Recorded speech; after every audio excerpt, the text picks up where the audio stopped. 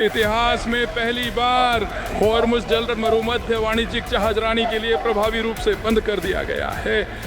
एक सप्ताह में पेट्रोल लगभग 20% बढ़ गया है। भारत की कच्चे तेल आपूर्ति सुरक्षित है और सुनिश्चित मात्रा हॉर्मुज़ से मिलने वाली मात्रा से अधिक है।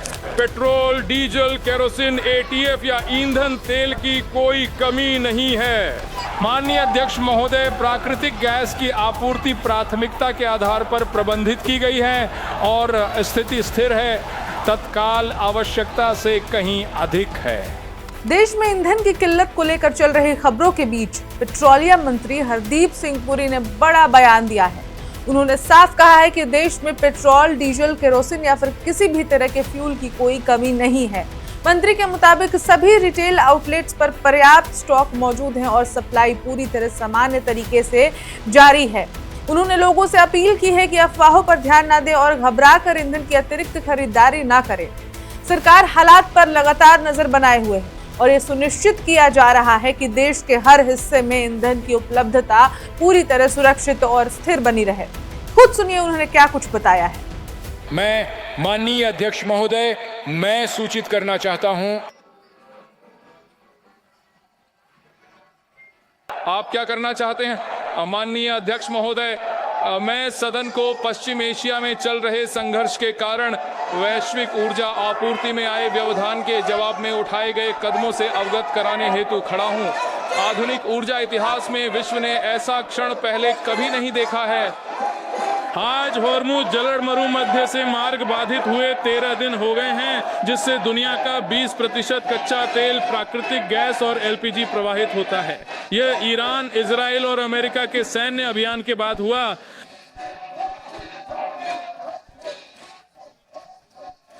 इतिहास में पहली बार हॉर्मुज़ जल मरुमध्य वाणिज्यिक जहाजरानी के लिए प्रभावी रूप से बंद कर दिया गया है। संघर्ष पैदा करने में भारत की कोई भूमिका न होने के बावजूद कई देशों की तरह भारत को इसके परिणामों से निपटना पड़ रहा है। अन्य राष्ट्र इस संकट को कैसे संभाल रहे हैं, इसकी तुलना भारत की प्रतिक्रिया को सबसे स्पष्ट रूप से उजागर करती है। हमारे पड़ोस के एक देश ने 2 सप्ताह के लिए सभी स्कूल बंद कर दिए हैं। एक ऐसा कदम सरकारी दफ्तरों को 4 दिन के कार्य सप्ताह में बदला, 50% कर्मचारियों को घर से काम करने का आदेश दिया, सरकारी वाहनों के ईंधन भत्ते को आधा किया और 60% सरकारी गाड़ियां सड़क से हटाईं। इस देश ने अपने इतिहास में ईंधन की कीमतों में सबसे बड़ी वृद्धि का अनुभव किया है। एक सप्ताह में पेट्रोल लगभग 20% बढ़ गया है।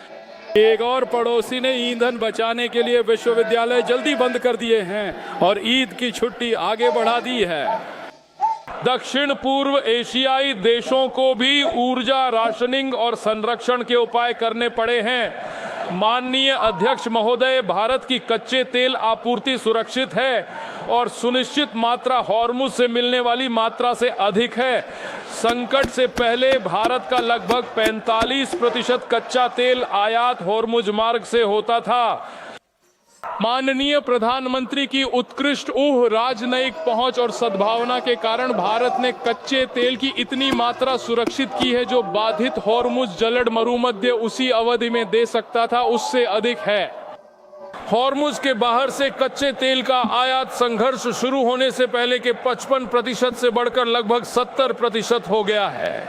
भारत 40 देशों से कच्चा तेल खरीदता है, जबकि 2006-07 में यह 27 था। लगातार वर्षों की सतत नीति से विकसित इस ढांचागत विविधता ने हमें ऐसे विकल्प दिए हैं जो अन्य देशों के पास नहीं हैं। रिफाइनरियां उच्च क्षमता उपयोग पर चल रही हैं, कई मामलों में वे 100% से भी अधिक हैं। पेट्रोल, डीजल, केरोसिन, एटीएफ या ईंधन तेल की कोई कमी नहीं है। पेट्रोल, डीजल, विमानन टरबाइन, ईंधन, केरोसिन और ईंधन तेल की उपलब्धता पूरी तरह सुनिश्चित है। देश भर में खुदरा दुकानों पर पर्याप्त स्टॉक है और इन उत्पादों की आपूर्ति श्रृंखलाएं सामान्य रूप से काम कर रही हैं। सभी राज्यों को पीडीएस केरोसिन का अतिरिक्त आवंटन जारी किया गया है।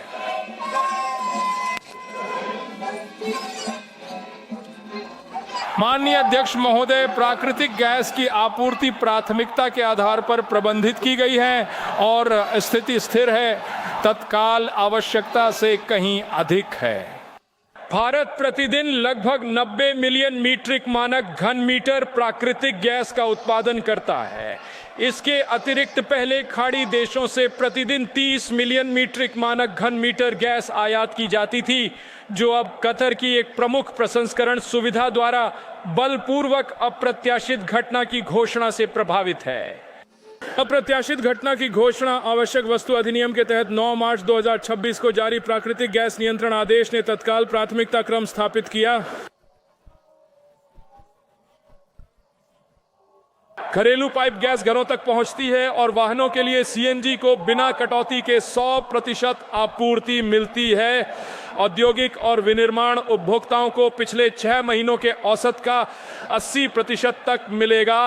उर्वरक संयंत्रों को 70% तक मिलेगा, जिससे बुवाई के मौसम से पहले कृषि इनपुट श्रृंखला सुरक्षित रहेगी। रिफाइनरियां और पेट्रोकेमिकल इकाइयां कमी को समायोजित करती हैं, क्योंकि वैकल्पिक खरीद से कमी काफी बड़ी है।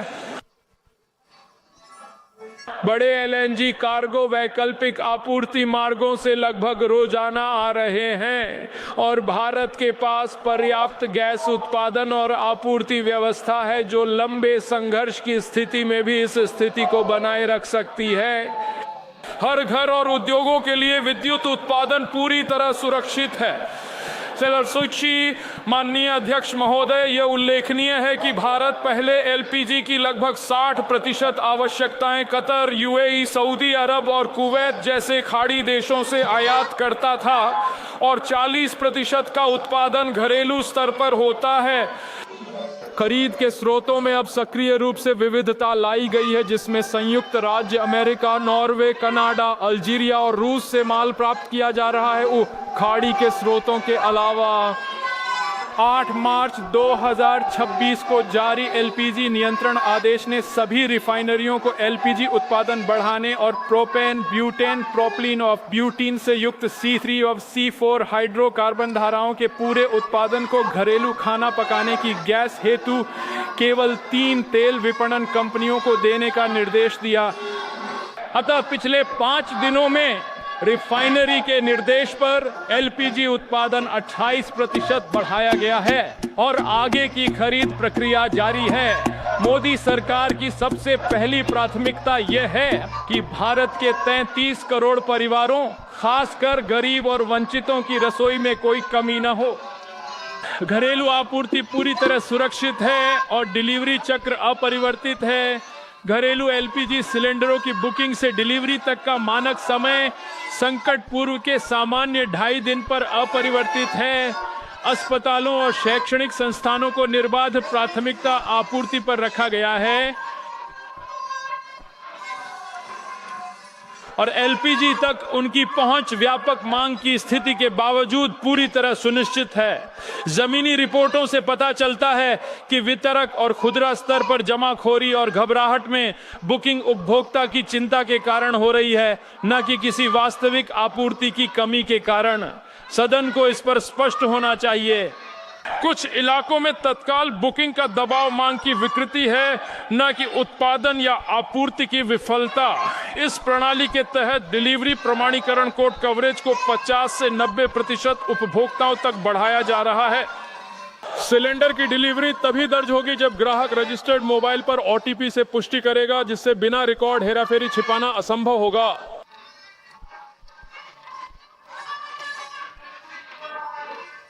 शहरी क्षेत्रों में मांग प्रबंधन उपाय के रूप में 25 दिन की न्यूनतम बुकिंग अवधि लागू की गई है और ग्रामीण व दुर्गम क्षेत्रों में 45 दिन। ओएमसी के क्षेत्रीय अधिकारी और मिलावट रोधी प्रकोष्ठ वितरक स्तर पर प्रवर्तन का समन्वय कर रहे हैं। गृह सचिव ने सभी राज्यों के मुख्य सचिवों के साथ बैठक की अध्यक्षता की, ताकि राज्य प्रशासन को केंद्रीय आपूर्ति और सूचना ढांचे से जोड़ा जा सके। वाणिज्यिक एलपीजी को कालाबाजारी रोकने के लिए विनियमित किया गया है। न कि आतिथ्य क्षेत्र को दंडित करने के लिए। वाणिज्यिक एलपीजी पूरी तरह से अविनियमित खुले बाजार में बाजार मूल्य पर बिना किसी सरकारी सब्सिडी के बेची जाती है। कोई पंजीकरण प्रणाली, बुकिंग की आवश्यकता, डिजिटल प्रमाणीकरण और डिलीवरी पुष्टि तंत्र नहीं है।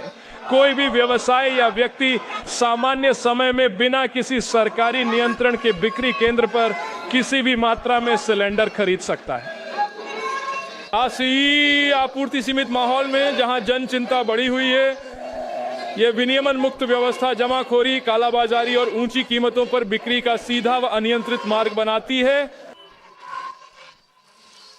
यदि वाणिज्यिक आपूर्ति को वास्तविक वाणिज्यिक उपभोक्ताओं और घरेलू उपभोक्ताओं दोनों के नुकसान पर ग्रे मार्केट में मोड़ दिया गया होता तो सरकार ने स्पष्ट प्राथमिकताओं और एक पारदर्शी आवंटन तंत्र के साथ इस चैनल को विनियमित करने के लिए जिम्मेदार कदम उठाया है।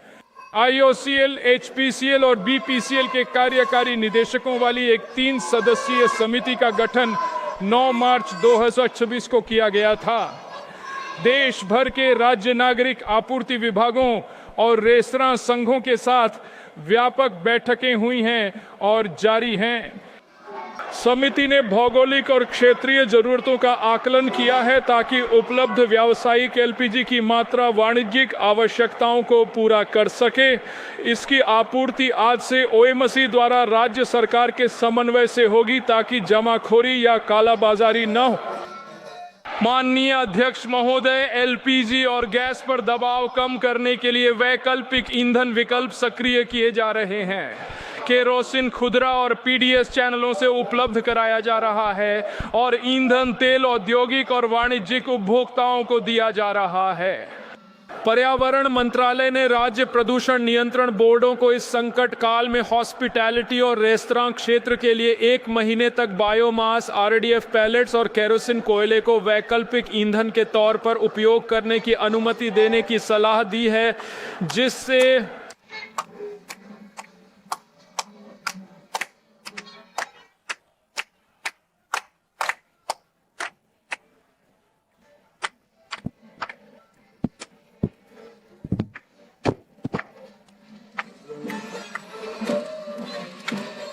अधिक प्रतिष्ठान एलपीजी छोड़ें ताकि प्राथमिकता वालों को मिले।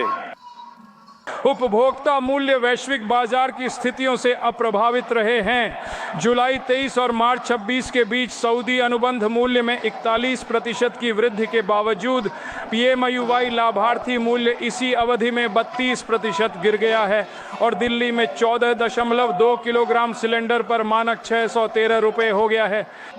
गैर सब्सिडी वाला उपभोक्ता मूल्य हाल ही में 60 रुपये के समायोजन के बाद लगभग 987 रुपये के बाजार निर्धारित मूल्य के मुकाबले 913 रुपये पर है। मौजूदा वैश्विक बाजार स्थितियों के कारण प्रति सिलेंडर आवश्यक R164 के समायोजन में से सरकार ने R154 का भार वहन किया। पीएमआईवाई परिवार के लिए प्रभावी अतिरिक्त लागत प्रतिदिन 80 पैसे से कम है। पड़ोस में एलपीजी की कीमतें पाकिस्तान में 1046, श्रीलंका में 1242 और नेपाल में 1208 रुपये हैं। ओएमसी को 24-25 में लगभग 40,000 करोड़ रुपए के नुकसान के बदले 30,000 करोड़ रुपए का मुआवजा मंजूर किया गया है। माननीय अध्यक्ष महोदय, राज्य सरकारों ने पूर्ण सहयोग और सक्रिय समन्वय के साथ प्रतिक्रिया दी है। 11 मार्च 2026 को ओएमसी के वरिष्ठ अधिकारियों ने सभी प्रमुख राज्यों के प्रशासन से मुलाकात की। महाराष्ट्र, मध्य प्रदेश, छत्तीसगढ़, गुजरात, गोवा, ओडिशा, पश्चिम बंगाल, बिहार, झारखंड, पंजाब, हिमाचल प्रदेश, जम्मू और कश्मीर, राजस्थान, उत्तर प्रदेश, दिल्ली, हरियाणा, उत्तराखंड, कर्नाटक, तमिलनाडु, केरल, तेलंगाना और आंध्र प्रदेश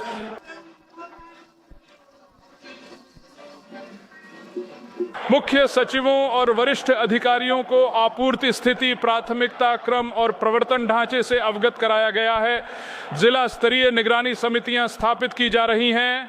कई राज्यों में जमाखोरी विरोधी छापे मारे गए हैं और मामले दर्ज किए गए हैं।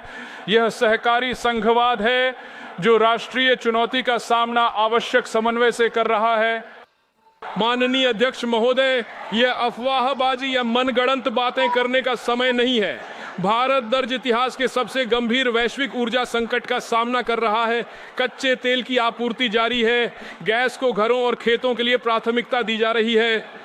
एलपीजी उत्पादन में 28% की वृद्धि हुई है। उपभोक्ता कीमतें बाजार और क्षेत्रीय प्रतिस्पर्धियों द्वारा निर्धारित स्तर से काफी नीचे रखी गई हैं। स्कूल खुले हैं।